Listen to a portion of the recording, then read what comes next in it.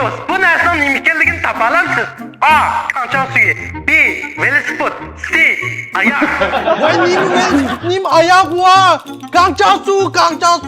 Aqlli kichik do'st, chapdan biz bilan aloqalashib, to'g'ri javobni telefon qilib bizga dang. Qancha su.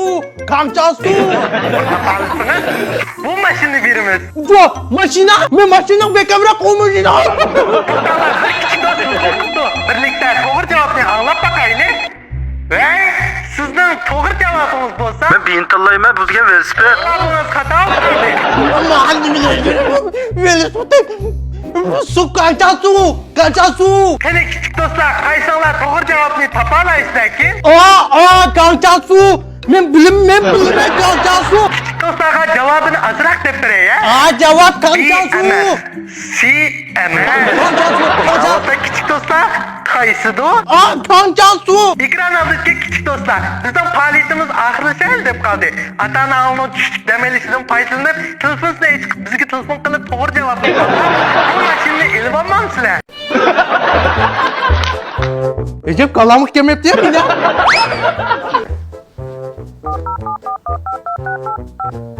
Ve?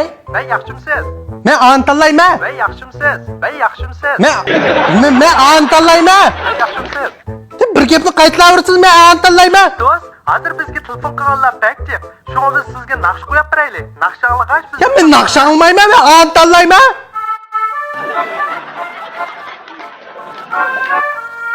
Ve?